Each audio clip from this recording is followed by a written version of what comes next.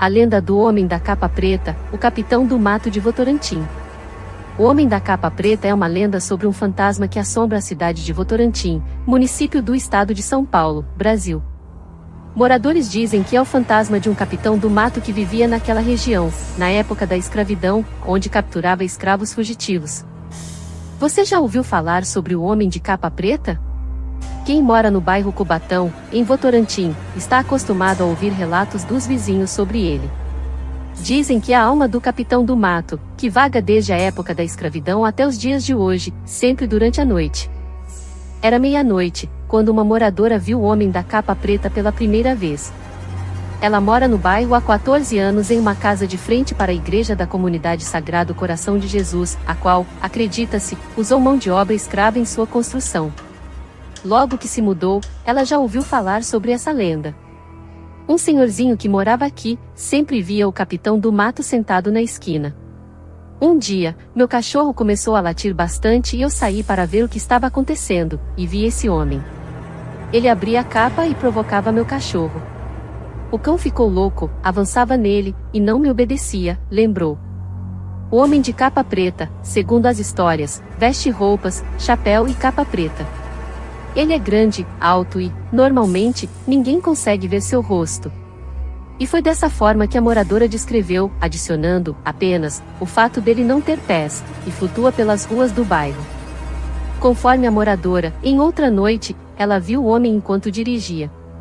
Eu estava de carro quando vi uma pessoa com uma roupa antiga de couro.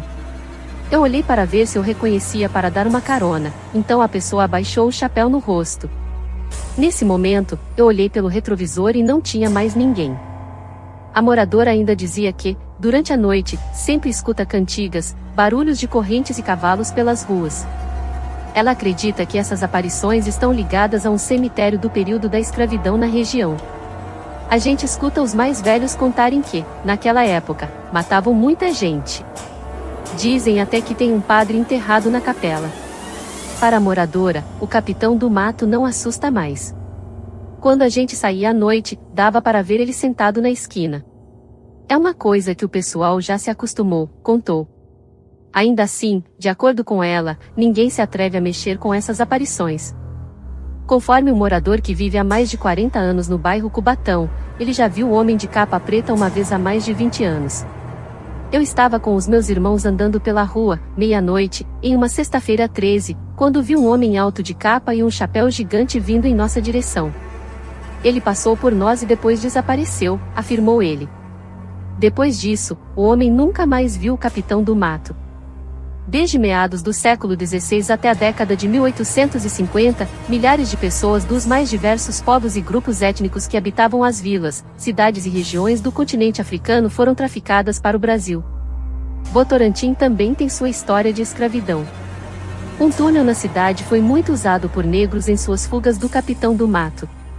Esse túnel ficava na Chácara dos Padres, onde hoje resta apenas o terreno ao lado do shopping panorâmico. Naquele local, os negros permaneciam e ajudavam os religiosos na limpeza e serviços gerais. A história do capitão do mato é só um dos reflexos do período de escravidão, que assombra a humanidade até os dias atuais, como, por exemplo, a desigualdade racial. Os capitães do mato eram, em sua maioria, homens pobres. Eles já atuavam antes mesmo do século XVII e tinham como objetivo principal, evitar fugas de escravos. O capitão do mato reprimia alguns delitos no campo e, aos poucos a função foi se espalhando para recapturar os escravos. Esses homens exerciam o cargo em troca de prêmios ou para seu sustento. Acredita-se que o espírito de um capitão do mato ficou vagando pela terra para assombrar os moradores daquele lugar, marcado pelo sangue, suor e a morte dos escravos que viviam ali.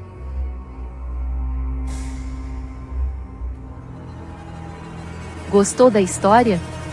Dê um like no vídeo para ajudar nosso canal a crescer. Se inscreva no canal e ative o sininho de notificações para receber novidades. Acesse nosso site oficial, que está cheio de histórias arrepiantes. Obrigada por sua visita, até a próxima!